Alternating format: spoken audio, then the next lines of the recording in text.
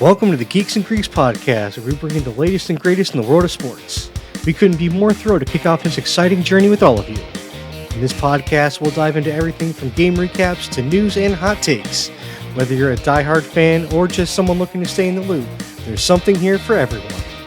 So grab your favorite team's jersey, settle in with some snacks, and let's get ready for an adrenaline-packed ride through the world of sports.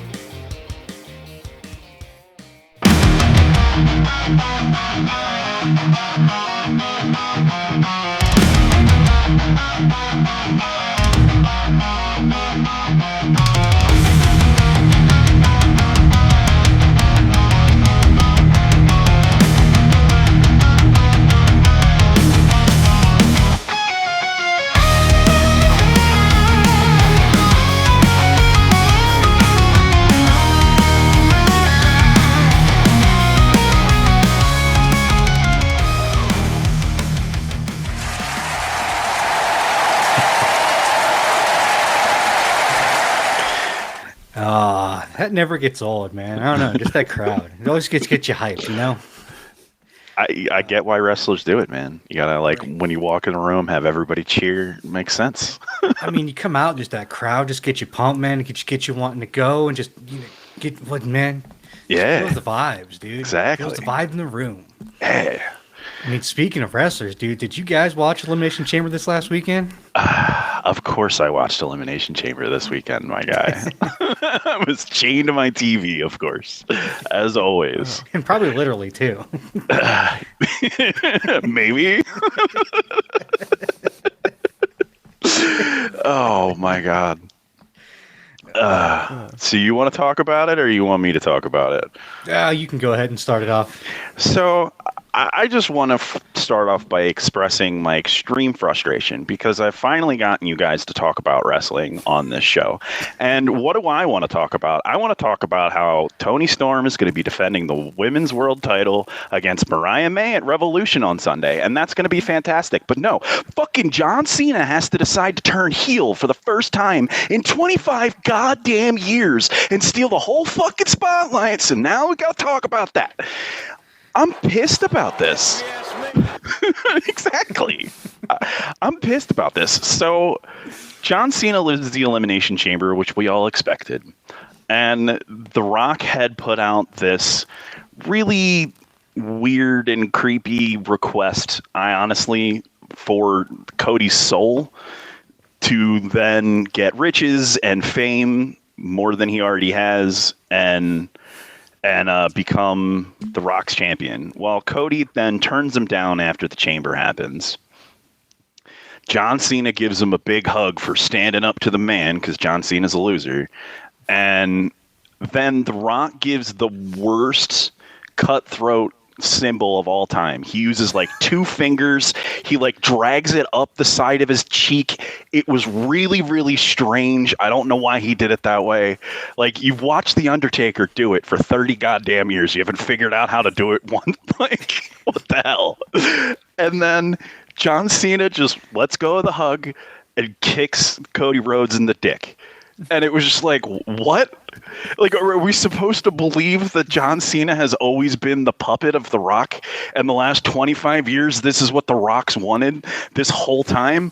Or are we believing that for some reason John Cena doesn't have enough money when he's the most famous person in the world next to The Rock, that he's doing this for money? This is just absolutely ridiculous. And it's you know what? Daniel Bryanson just did a retirement tour the exact same way. He was this is going to be my last year. And then they gave him the belt, and then he went on a nice little run, and he went out on his shield, and it was great. And you could have done the same goddamn thing to John Cena and let him get cheered and everything else. And I get it. People are oh, if you want authentic John Cena, you got to boo him. They were going to boo him anyway. He never shows up. He shows up for the Rumble and then the Chamber and wins the Chamber. He's not anywhere in between. He promised us 40 events in a year. He's been to 2. Where the hell is he? No, we were going to boo him anyway. You should have just given him the belt. And this was just dumb. It was dumb from the beginning. It was bad storytelling. It is disgraceful. And I'm so mad about it. And it's like, what is the point of John Cena turning heel right before he leaves? What is the point? Nobody wanted this. Nobody likes this. It's stupid. And that is the end of my rant. I was not expecting that. But I was expecting not to expect something, so it doesn't count. Got a little Dr. Robotnik on me. It's one of those things where I feel like this was a bad idea from The Rock. Yeah. Because I feel like Triple H has had some bad ideas. I don't feel like this was a Triple H idea. I feel like this was a Rock idea. And because Rock is on the board of TKO, that Rock overruled him. Yeah. And that he was kind of forced to go along with it. I don't know. Like, as much as I would have loved to have seen a final John Cena run as a heel, this isn't also how I wanted it. Yeah. Because, although I will say at the same time, if we can get an actual, like, legitimate John Cena heel run, it would be fun, to say the least, just because the kids today never got a chance to actually see that kind of a John Cena heel run, and it was so entertaining, and it was so much fun. Like, he leaves the same way he showed up. That would be pretty cool, but, like... It's just a bad way to start it. Yeah, if he shows up at MSG as the doctor of thugonomics, I'm gonna be kind of pissed. Like, you can't just kick Cody Rhodes in the dick and rewind the clock 25 years. Like, I'm sorry, dude. Like, it doesn't work that way. He's gonna. He probably. I don't know, man. He might do both. Yeah. Like, he starts off as one and goes into the other, but then he shows up and starts showing up in like old throwback jerseys like he used to. With a big ass thick chain. I'll tell you what, man, I'm actually gonna be there at MSG, so I'm excited. Maybe he'll show up and do something. I doubt it though. They'll bring back the spinner belt. Yeah, I love the spinner belt. I know everyone hated it, but I loved it. At least I'll say this: I wasn't a huge fan of it, but it fit him and that gimmick. Yeah. It didn't fit when they gave it to Edge and did the same thing for the rated R spinner belt. Like, that was dumb. It fit with The Miz, too, when he put it upside down and left it fixed as an M instead of a W. That was pretty good, too. And that era, too, was all about spinning rims. And, like, you couldn't walk down the street without seeing an Escalade with spinning hubcaps. Right. I mean, that was kind of that was the era of the time, so that made sense. But like I said, it fit John Cena. So I mean, as much as I didn't like it, it also made sense for his character. It's like the Smoking Skull belt for Stone Cold. Right. Like, I mean, it only fit because it was Stone Cold. Right. It wouldn't have fit if it was Undertaker or like Big Show or Triple H. So. But yeah, as much fun as a heel Cena run would be, this is the worst possible way you could have done it. Right. Corporate Cena. Like, nobody wanted corporate Cena. Like, if I didn't know any better, I'd swear this was a Vince idea. Yeah. This feels like a Vince idea, which is why I feel like this was a Rock idea. That wouldn't shock me if Vince just left his notes for the whole plan of Cena's retirement tour, and they're like, let's just follow the old man. Why not? So I gotta tell you guys, when I first heard about this, it was a picture of The Rock, Cena, and Cody Rhodes, and all it said at the bottom was, "Guess who turned heel?" And my mind went immediately to our Christmas special where Pete says, "I want Cody Rhodes to go heel," and reveal that he was the dickhead the whole time. And I was like, oh, did Pete get his Christmas wish? No. I am going to make a Kevin was right sign and take it to the thing. Hell, if something else would have made more sense if it was The Rock. Yeah. Just have The Rock do a heel run. Yeah. I mean, at this point, it doesn't make any sense for John Cena to be a heel. It doesn't make sense for him to be anything other than, I'm just here to do one last run. No heel, no face, no heat, no matches like that. Just skill and smiling for the fans. That's it. Just wrestle and then leave. maybe talk a little bit, but I don't need feuds. I don't need storyline out of you. The storyline is you're leaving, and this is the last time I get to see you wrestle. That's your storyline. Like, a storyline would make more sense to build if you hadn't already told us you're leaving. Right. Like, if this wasn't already known, it'd make more sense. But the problem is you already came out and told us this is the last run. So we already know what's going to happen. With big signs, last run. Yeah. Right? Like, it'd be different if it was like WrestleMania from, what was it? Was it 21 or 22? When it was Edge versus Daniel Bryan versus Roman Reigns, when loser leaves WWE. Yeah. And Daniel Bryan left basically after that. Right. Like, I mean, it would be different if it was something like that, where you didn't know he was actually going to leave, and you actually had real stakes. Damn. And he was facing Cody for just that, and if this was going to be the final run and the final match, that'd make a lot more sense. But this is stupid. See, what? I'll admit I'm the least invested in wrestling of the three of us, but what it should have been was for the rest of the year, you had John Cena coming out with white Sharpies, autographing T-shirts as he's coming down the ramp to each and every one of his, 3 matches, maybe. But no, really play up the I'm a big deal that's leaving. I will sign autographs every chance I get, and then do his thing. Yeah.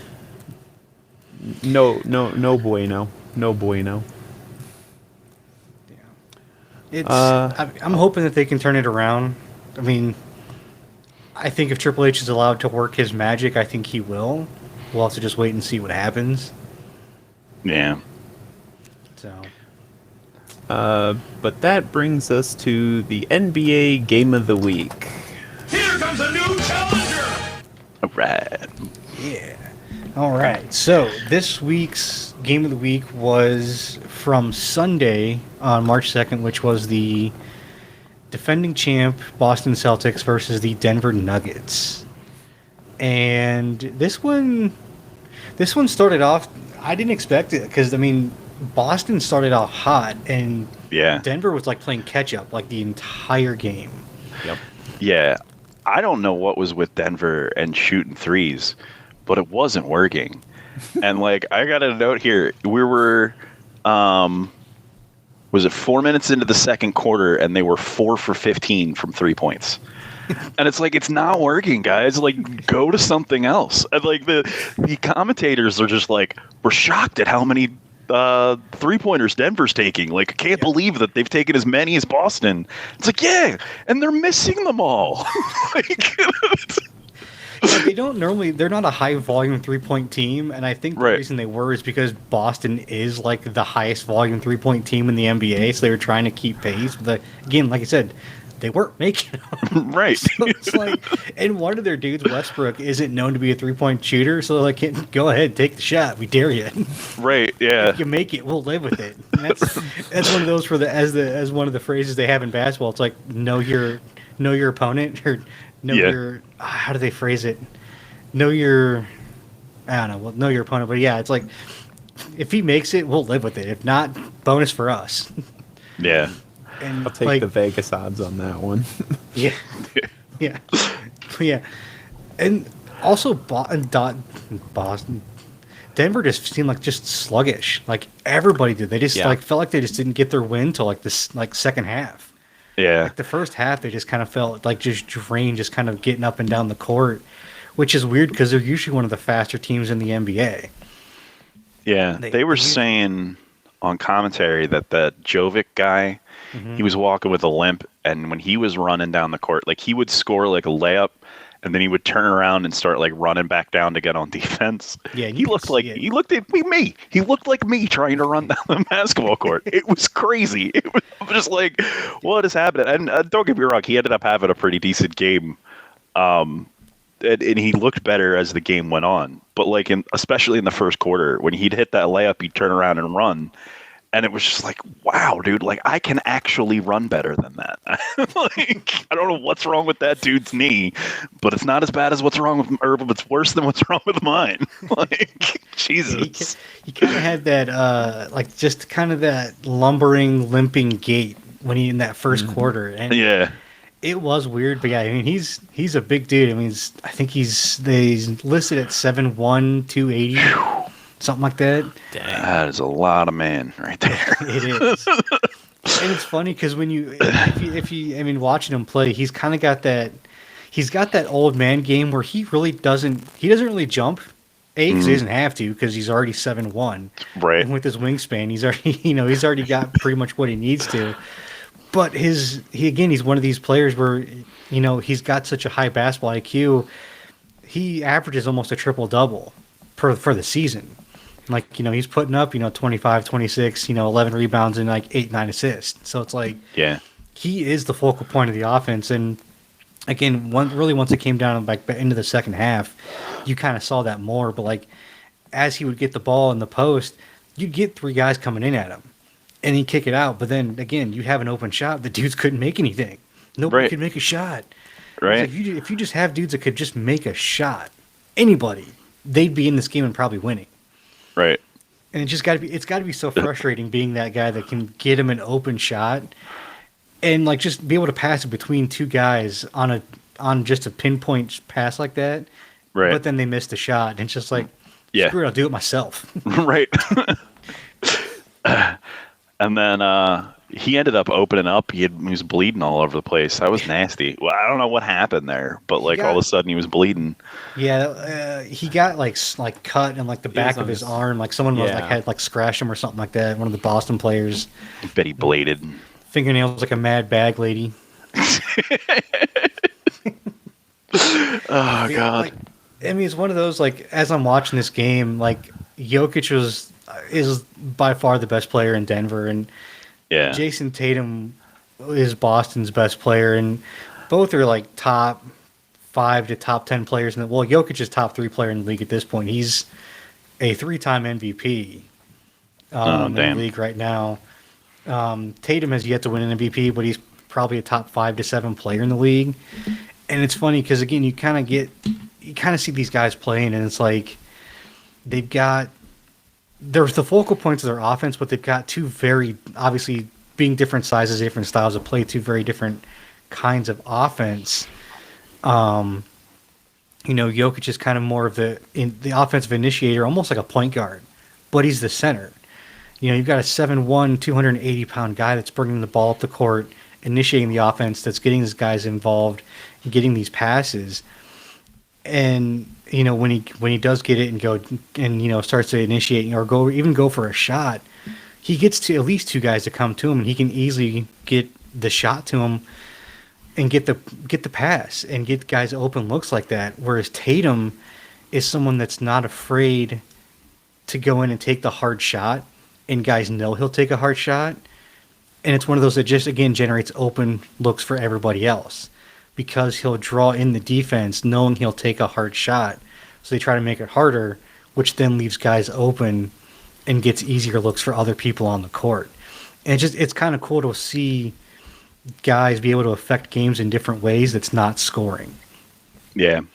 And I think it was funny, the commentator team I was listening to, which I just did whatever was default for the app today. I didn't play with it. But they were talking about how when he was a kid, he played water polo. And, like, they were trying to basically say that accounts for why he does all these, like, crazy passes. When he's, like, doing, like, a one-handed pass, threading the needle, no look. It's because he's over here playing water polo as a kid, and he grew up just having a palm, a beach ball, and be able to throw it through a crowd, in water. Like, I could see it.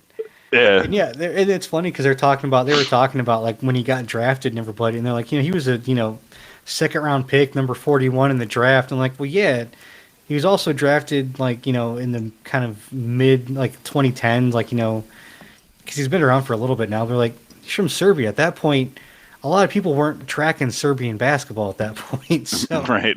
I mean, unfortunately, it's just kind of the way it was. So yeah. Like he was drafted, he wasn't even on TV. He was drafted on the NBA ticker on the bottom during a Taco Bell commercial. And now he's a 3-time MVP. Oh, that's great. So, I mean, it could have even been 4. Yeah.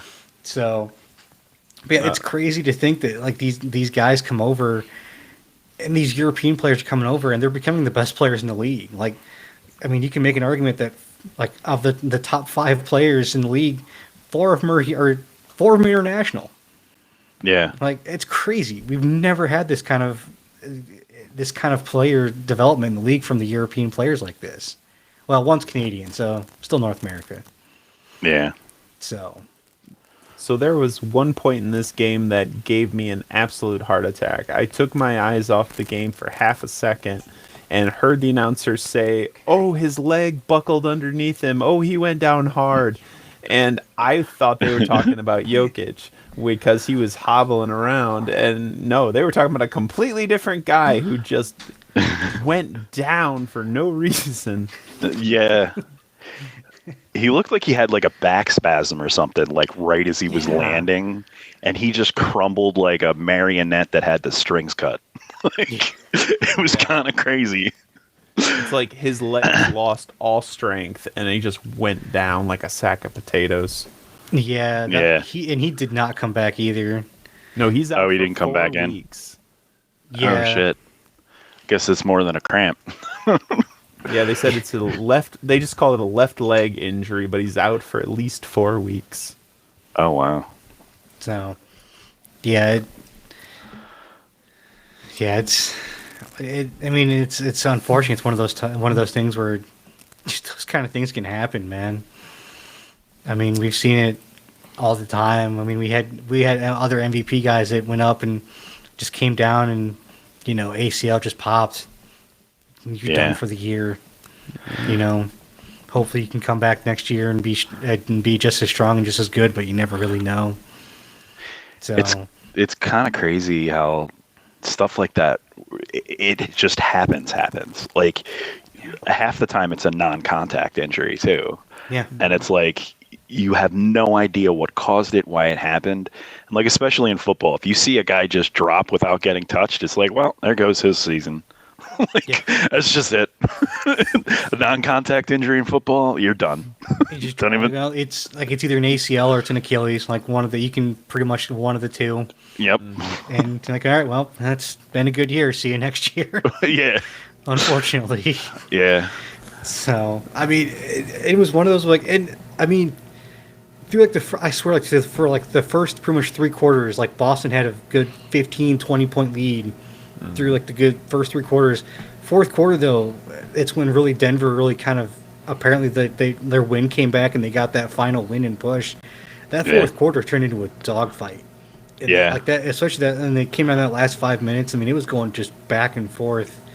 And I mean, the last like 3 minutes, Denver got to within 3, and then Jokic made a rare bad pass where Tatum was able to pick it off in the corner, and that just kind of just finish it off, unfortunately. Yeah. But like, I mean, it was fun though. I mean, like I said, that 4th quarter, they just were trading 3-point shots back and forth, and the crowd finally got into it.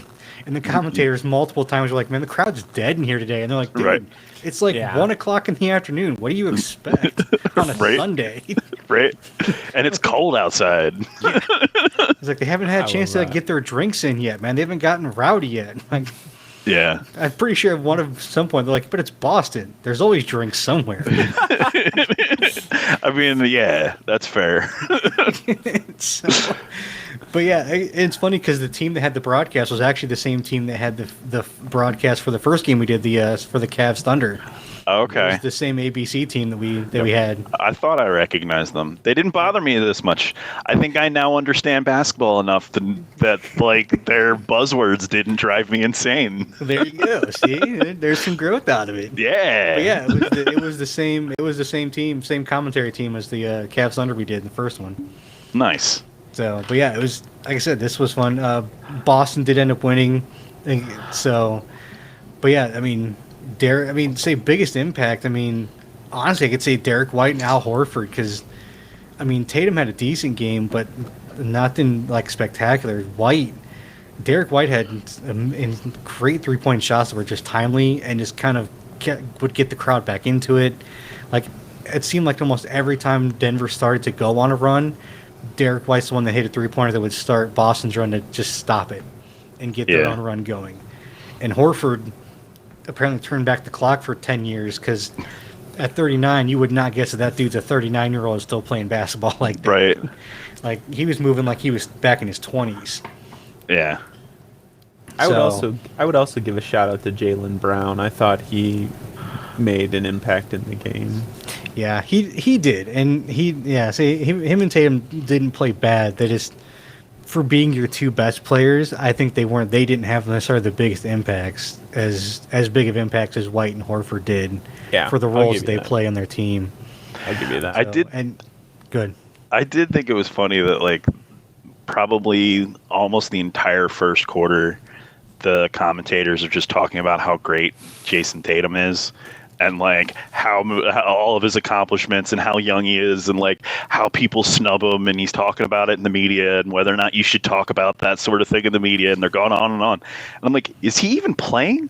I haven't heard you say his name once, other than the controversy about him tweeting that he's like mad people don't respect him.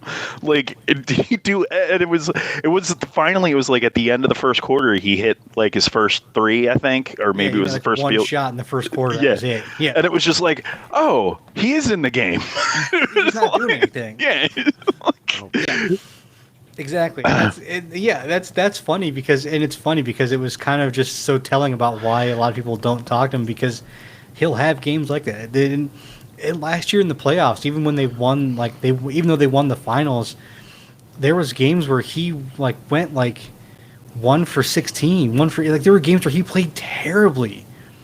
And like, I mean, granted, there was a few games where he played terribly. Like, he showed up like he had a few where he had like the last few shots where he made them to win it and stuff.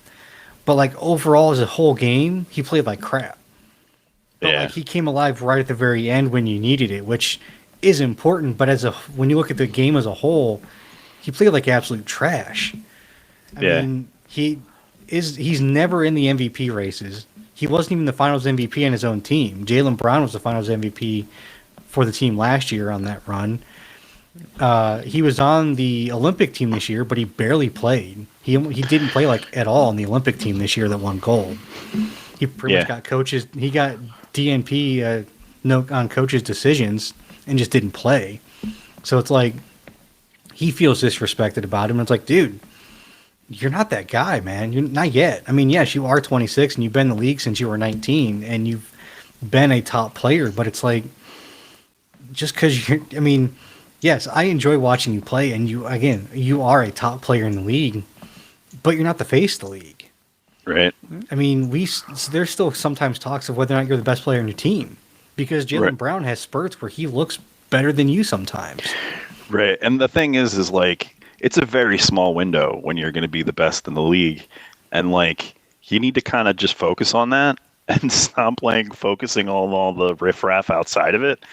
And I kind of agree with the commentators, like, you shouldn't be talking about this, because it's like you're distracting from your own career by doing that. Like, just speak for yourself on the court and like get better, and you'll get there. I don't know.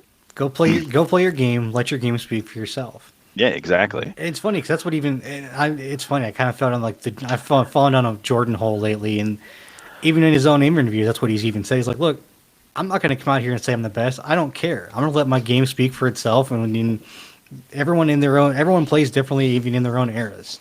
You can't compare it. So it's like, I like Tatum. Tatum's a good player. And like I said, he's a borderline top 5 player in the league, but I've never seen him as the face of the league or the top player in the league. I've never seen him as even really being close to that kind of a player. Yeah. So, but yeah. So, Adam, who do you have us watching next week? Well, so I said I fell down a Jordan hole, so we're going to fall down a Jordan hole. All right. Hey. So, it's going to be on YouTube, and I have the link up in the Discord. But this is going to be Game 6 in the 1998 NBA Finals. So we're going to go back and watch the Chicago Bulls versus the Utah Jazz. Yeah.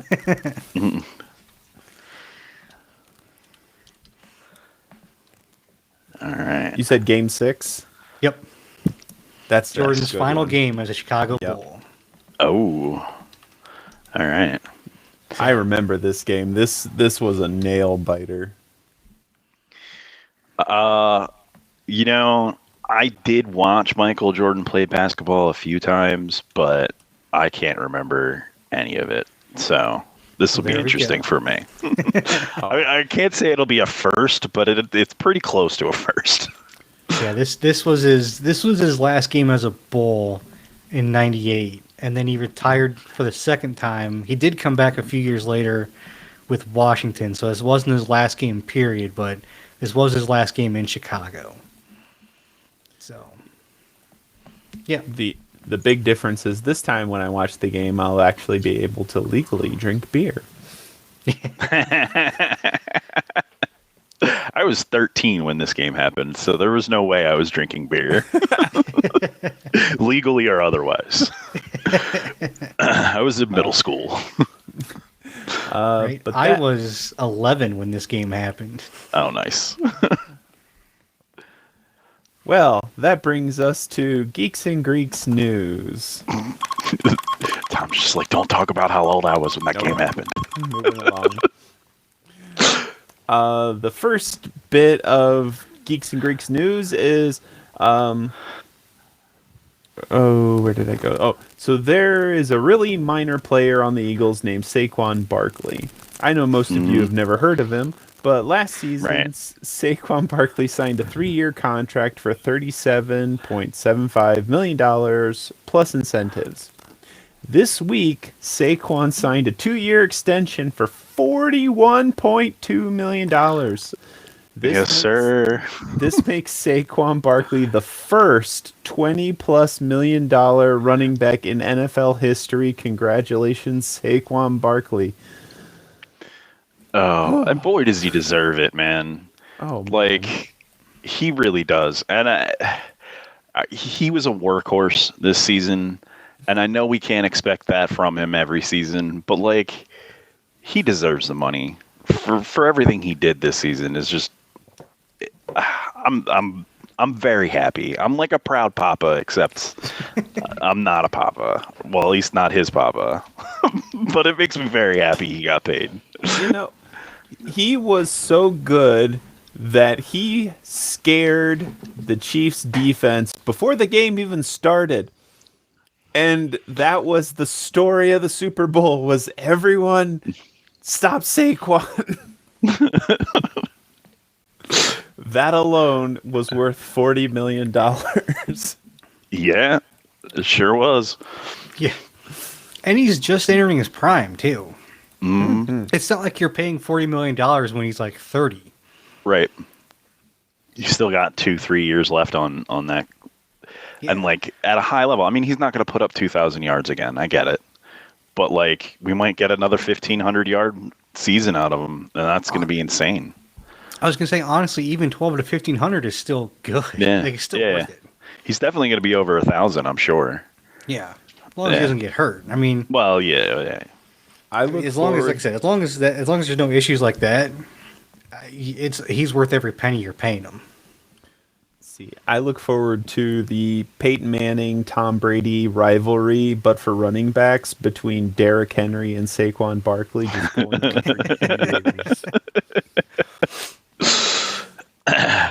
That would be really. That's gonna be really kind of cool. That would be. To less impressive news, Travis Kelce will remain with the Chiefs in the 2025 season. Who cares? I'm kind of shocked. Yeah. Yeah, I mean, I'm shocked, and I'm also shocked that the Chiefs traded their best offensive lineman too. We'll get to that. Yeah. I'm not there yet.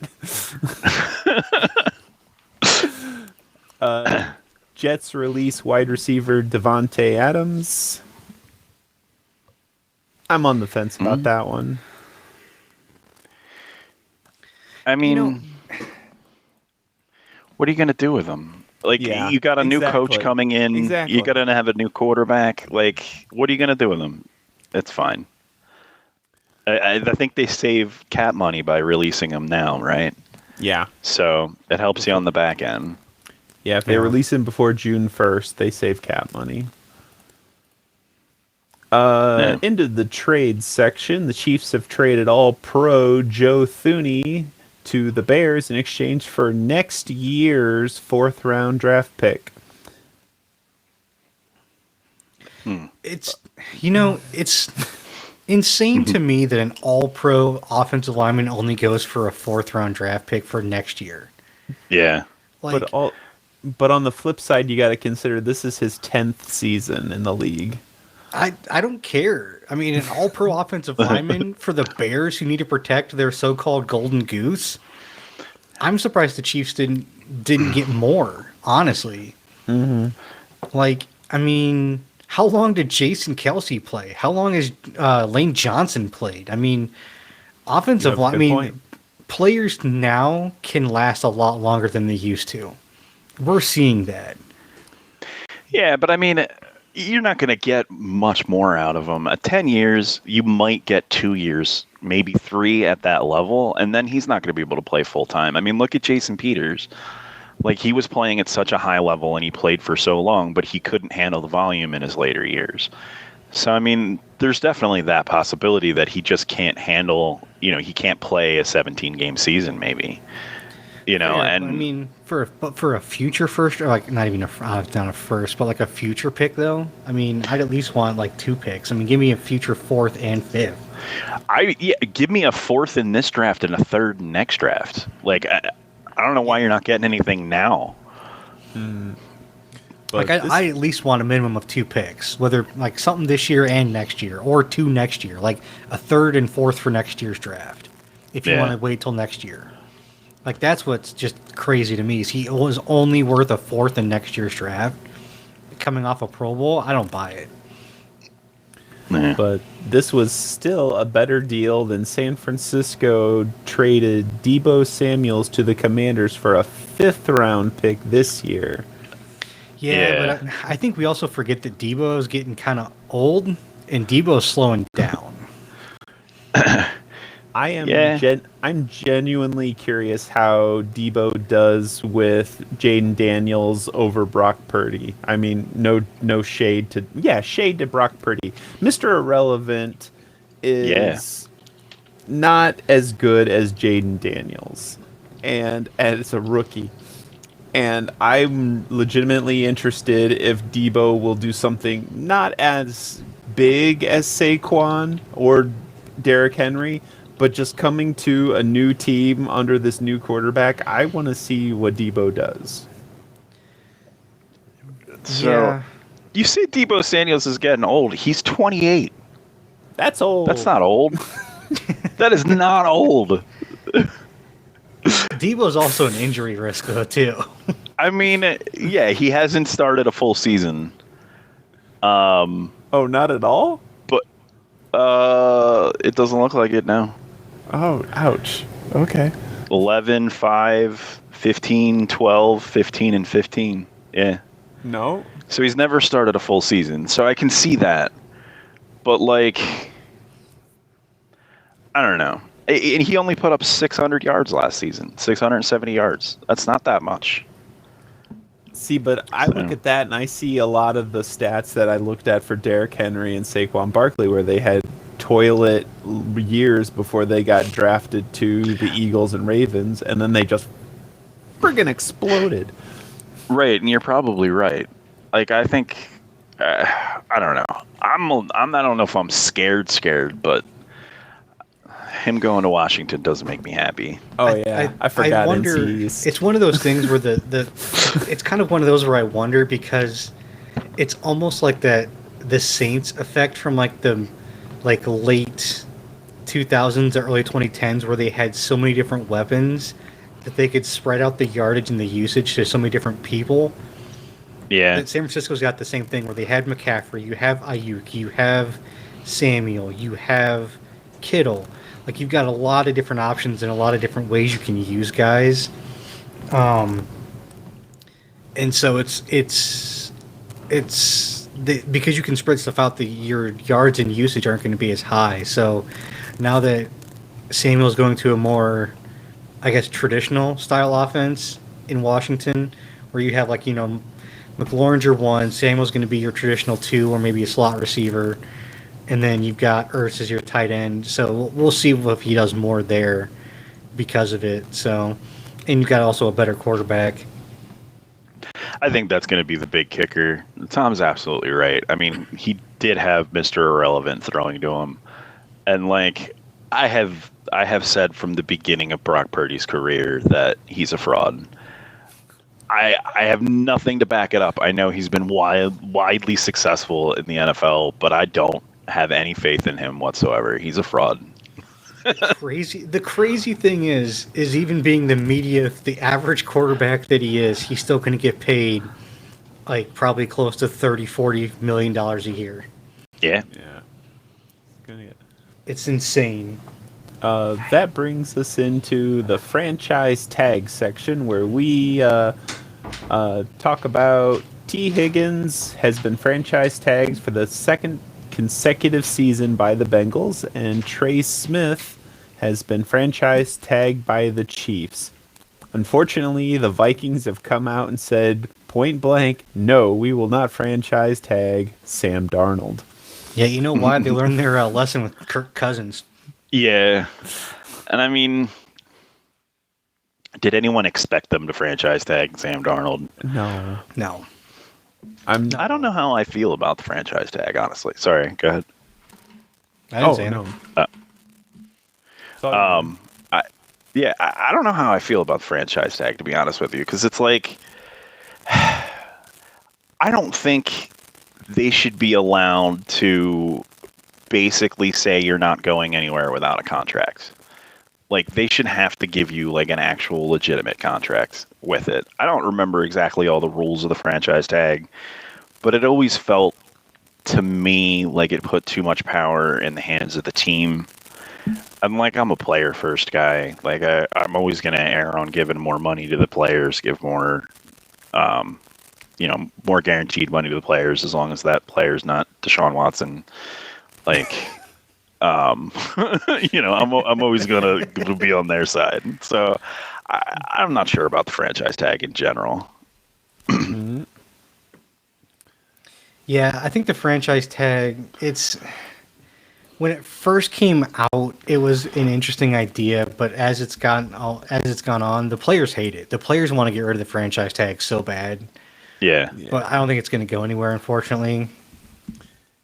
It does kind of feel like it's being abused almost. Oh, yeah, absolutely. Yeah. And yeah, I'd kind of be in favor of getting rid of it altogether. Just let everybody be on level playing field.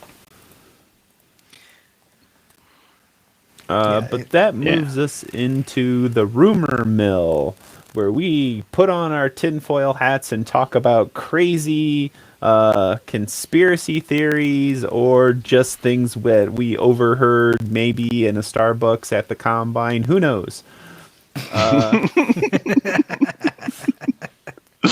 The first conspiracy theory, or the rumor, is that the Vikings may be signing Sam Darnold to a multi-year contract. Now, this is amazing because after his 4-year rookie contract, he's only had 2 one-year contracts. And I say 2 because one of them was with the 49ers and one of them was with the Vikings.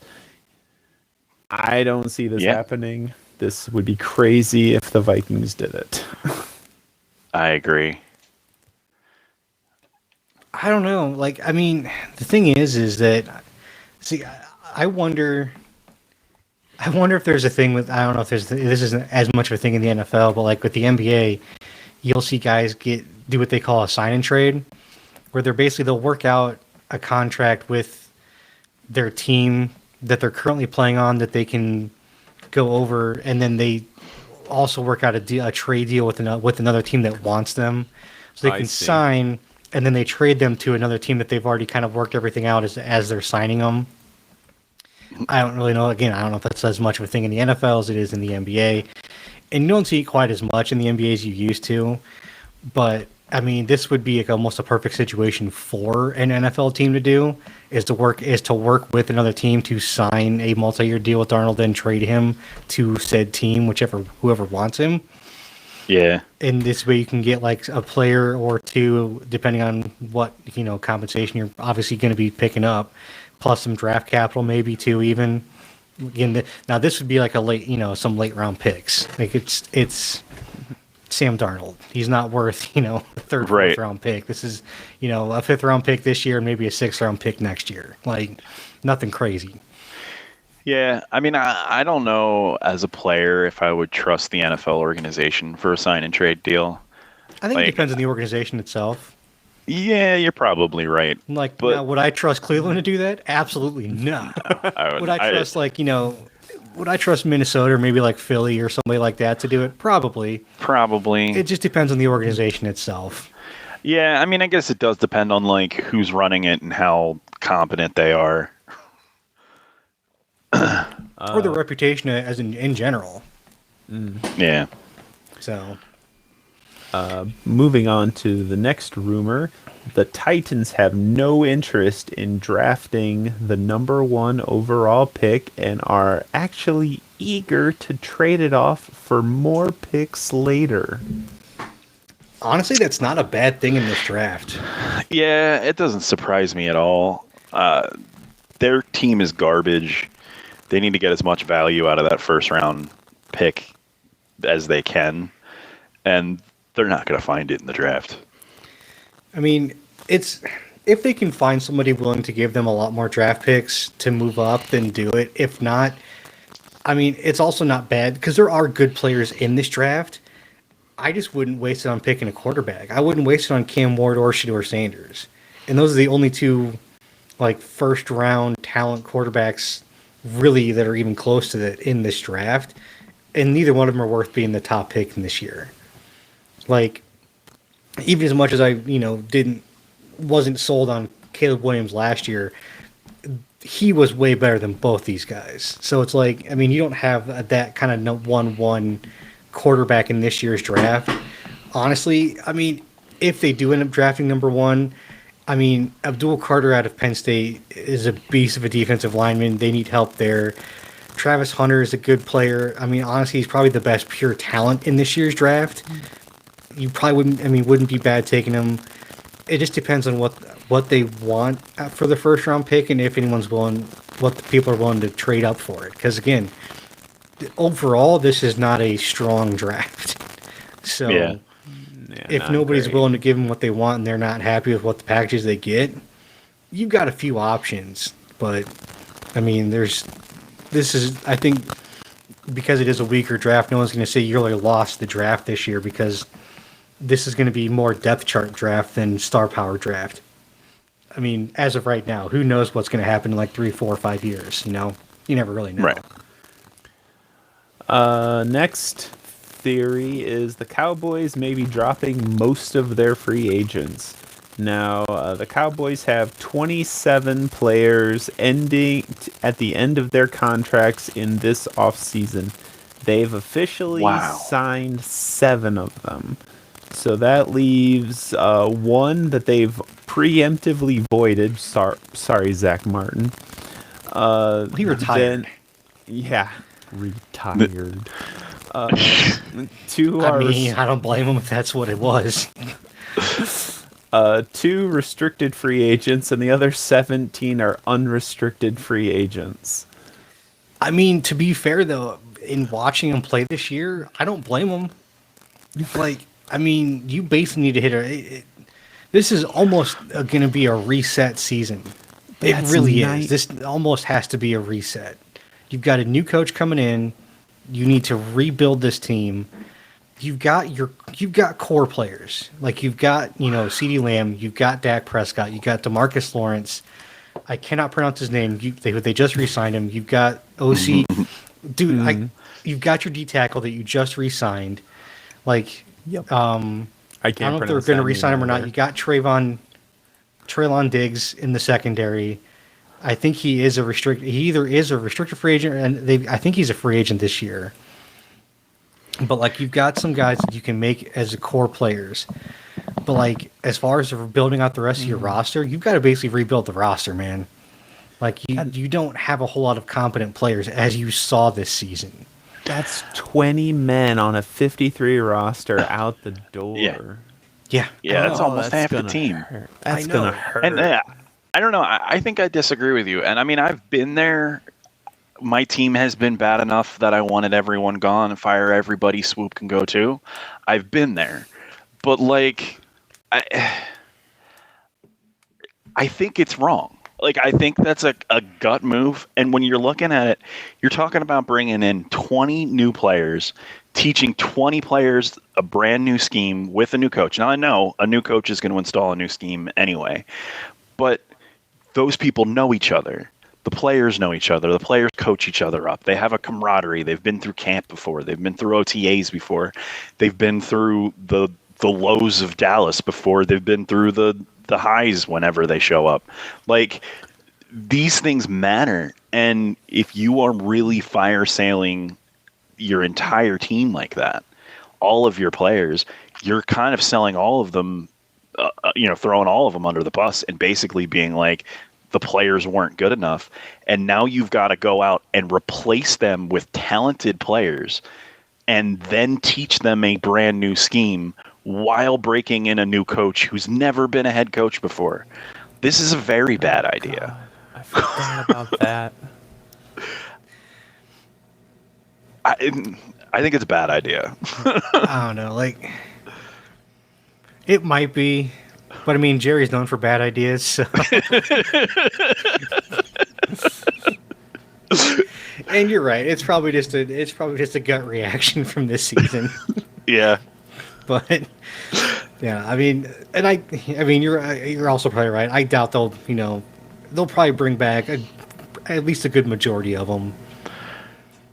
I mean, I hope Dallas is bad next year, but I also kind of hope they bring back most of those free agents because I don't want them to be embarrassingly bad.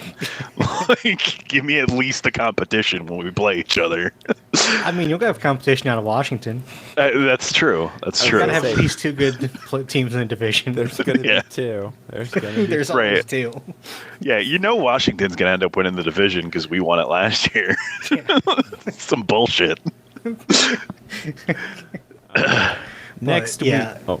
So yeah, it's like I said. I doubt they'll fire sale the whole team. It's gonna be hard because of Dak's damn contract, man. Because next year kicks in for like $75 million, something like that. Like, it's some stupid high amount. Yeah, he becomes the highest average paid quarterback in the league. It's not worth it, man.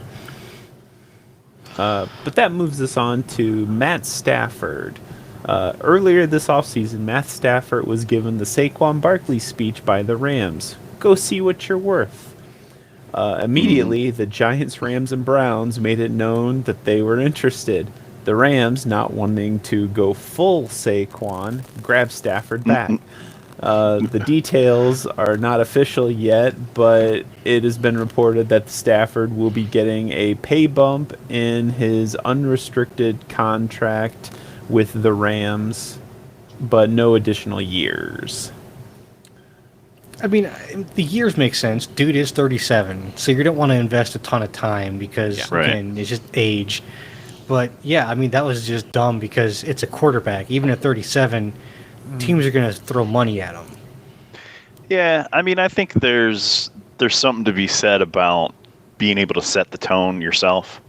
And so maybe it was a little bit of like, we don't know how much we want to pay you, so we'll give you enough respect to go find out what the market's like, and we'll pay you a fair market share. Like, realize we're going to sign you, but you go do the legwork. Tell us how much we gotta pay for you. Yeah. I do find it funny though that the Browns are willing to jump on it when they're already on the hook for all the Deshaun Watson. Oh yeah. Oh my God. Yeah, but to be fair, if you could have Matt Stafford over Deshaun Watson, well, yeah, I'm not saying that. I would 100% take Matt Stafford over Deshaun Watson. The problem is you got to eat all the Deshaun Watson money and all this Matt Stafford money. Yeah. How are you going to build the rest of your team? Well, you got to eat that money regardless. So now it's a question of, do you want a shitty quarterback and eat the money, or? And I actually heard that New York was all in on it, and they were. The Giants were, the Giants were all in on it. They pretty much anything he said he wanted, they're like, yep. Yep. I literally would have been like, okay, then I want you to completely replace your offensive line with the guys who were on the Eagles last year. Like, that's the only way I'm coming there, because you are that bad. I don't want to get injured. I don't want my career to just get flushed down a toilet in New York City. Like, there's no way I would go for the New York Jets. City. Yeah, exactly. But there's no way I would go to New York right now. They are untouchable in my mind. Like, both teams too. Not even just the teams, like both. Like, both teams right now. Yeah, no way I would play for New York right now if I had my option. And that brings us to our next rumor. Since it looks like Stafford is going to remain with the Rams, the Giants are in a bit of a spot. So the speculation is that the Giants are going hard in pursuing Aaron Rodgers as their plan B. Oh my God. I did hear about this. This would be a good fit because Aaron Rodgers in his old age wouldn't have to learn too many more roads to get to his practice facility. Oh, yeah, shit. but you know what? I've also heard that the Raiders are also going hard for Rodgers too. Yeah, because Why? the quarterback pool's getting smaller and smaller every day. I'm sure it is, but like, what is he, 42 years old at this point? Like, he's got freaking breadsticks for legs. Like, what are we doing here? Like, he's way too old to play the game. He's gonna like crumble like dust next time he gets sacked. I don't understand why that man's coming back for another year. I am so sad right now. Because he knows he can make money and somebody will pay him. Yeah. How old is he? Aaron Rodgers has my birthday, and he is 1 year younger than me. Oh. Sorry, buddy. That's kind of crazy. I never noticed that before. No, he has my exact birthday. Oh, that's awesome. But yeah, I mean, because right now the top three free agent quarterbacks are Sam Darnold, Daniel Jones, and Aaron Rodgers. And Father Time? Yeah. Sorry, Tom. Closely by Justin Fields. Hey, if I was in the NFL, I would expect that kind of crap. Oh man. At least you can call yourself undefeated, Father Time. Woot woot. So that brings us to not so much conspiracy theory or speculation, but stuff that really did happen at the NFL Combine, where Ian Rappaport and fellow insider Jordan Schultz got into we'll call it a tiff, where these reporters got into a non-contact fight where Schultz made accusations toward Rappaport and got into his face. Schultz was told to step the fuck back, saying if anything like this happens again, we're going to have a fucking problem. Wow. This whole thing seemed to stem from a Schultz story about Matt Stafford with Tom Brady in Montana amid the quarterback contract talks with the Rams. Rappaport wrote a similar story, but Rappaport's interpretation was that it was a mere coincidence and it was just two really rich guys meeting at a ski lodge and then they went their separate ways. Definitely. Yeah. I kind of would err towards Rappaport and it just being hey, rich guys go to rich places and hey, how's it going? And they went their separate ways. Because if you go with Schultz, this is a serious infraction. See, I don't know, man. I kind of go with Schultz on this because the last time that Stafford moved teams, he just happened to be in the same resort as the owner of the Rams in Mexico. And then he gets traded there. What happens in Mexico stays in Mexico, buddy. We don't talk about the herpes don't. Who's the herpes in this situation? Is it Stafford? I'm curious. I guess he would be the herpes in this situation. Popping up everywhere, getting spread around. First Detroit, then Mexico, then LA, now Montana. Heck. But that brings us to the final segment of our podcast, the trivia section, where I will, in honor of our leading story, John Cena, I have a game called Who Am I? Wrestling Edition. All right. Okay. I have a list of wrestlers with 4 clues to help you guess who they are. Each of you will guess in turn, and if you can't guess, your opponent will get a chance. Whoever guesses first gets the point. Adam, right. you will start us off. When I was born, I weighed 13 pounds at birth.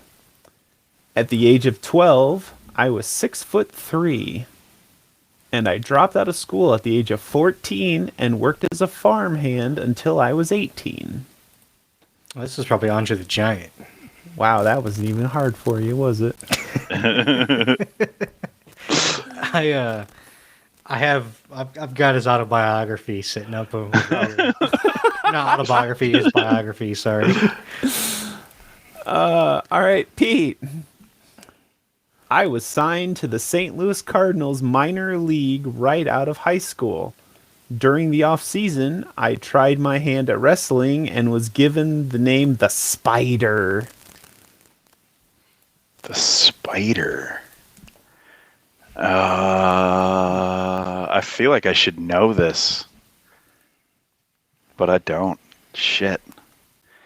Signed to a baseball team, minor league. I'm going to go with Shawn Michaels. It is not Shawn Michaels. Adam, would you like to steal? Oh, yeah. It's the Macho Man, Randy Savage. Yeah, it is Randy Savage. I should have known that one. Adam, I was born in 1965, and I started wrestling at the age of 22 under the name Texas Red. Oh, is that all I get? That's all you get. Oh, okay. I get the feeling you know because you started smiling. Well, I'm going to guess this is probably The Undertaker. It is indeed The Undertaker. Did you know he used to play college basketball? I did not. Yeah, I was listening to his podcast, and he was telling a story about how there was a gym not too far from the college where he went. Like over the summer, he'd go down there and play, and there'd be like all kinds of guys playing pickup from like different pros to college guys. And one day, Hakeem Olajuwon showed up, and he Nice. ended up running and playing pickup basketball with Hakeem Olajuwon. He got to play. He got to give an assist to Hakeem playing pickup basketball over the summer one year. That's awesome. And for our last question of the evening, Pete, I attended the University of Georgia with a football scholarship, which I was taken in. Oh, and then I was taken in the 11th round of the NFL draft. The 11th round? The 11th round. I played for 3 NFL teams, 2 Canadian teams before I suffered a career-ending injury. It sounds like the Rock, but I thought Rock went to the University of Miami. You said Georgia. I did. Canadian football. Who would have played Canadian football? I'm going to go with Roman Reigns. It is not Roman Reigns. Adam, would you like I to didn't get any of these. This is one though that I'm not sure who this is because he also didn't give us a time frame. So this could be an old timer. This could be someone new. Although I don't know how long the Canadian Football League's been around, though. I think like the Canadian Football League is kind of a semi-newer league compared to the NFL.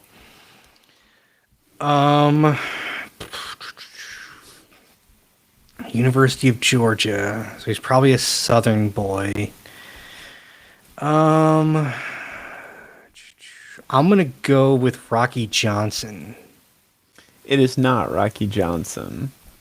The second clue for Pete. After my post-NFL rehab, I got into powerlifting and MMA training. I was spotted by Sting and Lex Luthor, so it's not either of those. And they convinced me to give wrestling a try. MMA training. Scouted by Sting and Lex Luthor. Jesus. Who would have been... man. I'm trying to think, like, who would have been around back then. Like, can't be Ken Anders. I was thinking Ken Shamrock, but I don't think it would be Ken Shamrock.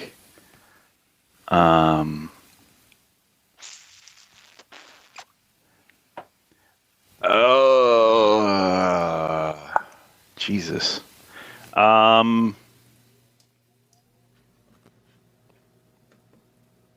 Brock Lesnar? It is not Brock Lesnar. Damn. Adam, would you like to steal? Yeah, I'll give it a shot.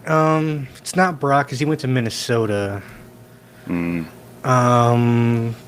makes me think that this Sting and Lex. This made me think this is like either a WCW guy or like a late Jim Crockett promotions wrestler. It's not any of the Steiners because they came out of Michigan. Oh yeah. What? I know some of my wrestlers. Shut up. No, I just remember the Steiners wearing the Michigan shirts. And Yeah, all that. yep. I forgot about that. It's not the Road Warriors. They were out of Minnesota. They weren't scouted by Sting. MMA. I don't think he knows Steve Blackman, so we're not going to go there. Man, I don't know. Goldberg. It is William Scott Goldberg. Damn. My next clue was actually I made my WCW debut a month later. I forgot that Goldberg went to Georgia because I knew he played for the Falcons, but I never would have gotten Goldberg on that one, to be honest with you. yeah, like I feel bad for Goldberg because he got like no training whatsoever. He trained him for a month and just threw him on TV and fed him to the wolves, man. Don't feel bad for Goldberg. I think Goldberg's doing just fine. Okay, how about let me rephrase that. I feel bad when people say Goldberg was a dangerous worker because he was never trained right in how to be a safe worker. That's fair. Like that's what I feel more bad about. Like that's more of what I mean by that.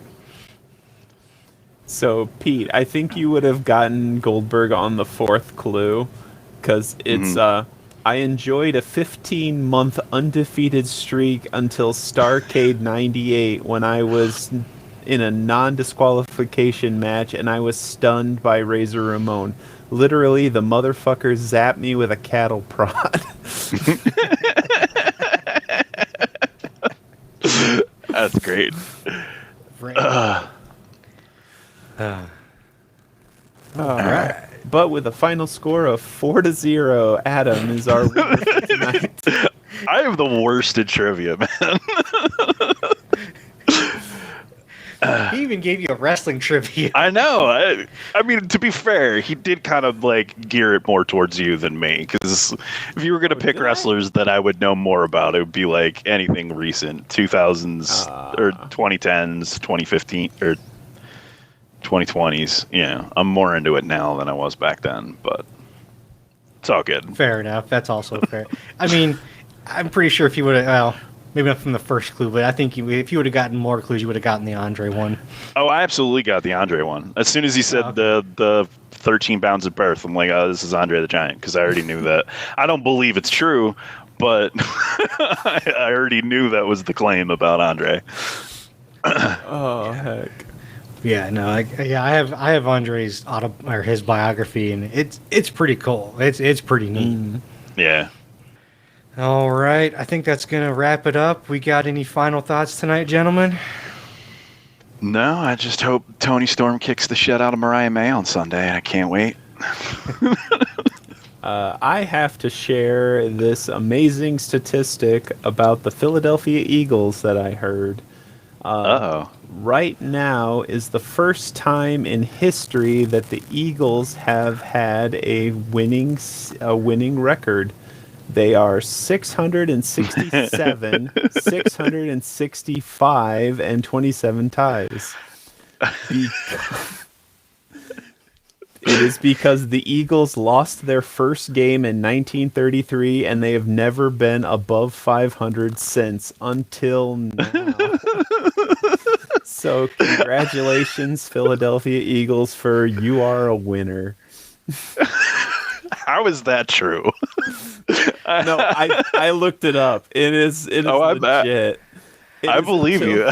You know what? I mean, what better way to become a overall winning franchise than by winning the Super Bowl? Hell yeah. I mean, there's no better way to do that, I think. Yep. Oh, I went by year to prove that this was right, and there were some dark days for the Eagles. I'm sorry, but you had there were. You have overcome like tons of losses. I am so proud of the Eagles right now. Yeah. All right. I think that's going to be about it for us this week, guys. Thanks so much for tuning in. Be sure to like, subscribe so you never miss an episode of the Geeks and Greeks podcast on Spotify, YouTube, Apple, and Amazon. Until next time, may the coin toss life ever be in your favor. See ya. Later. Peace.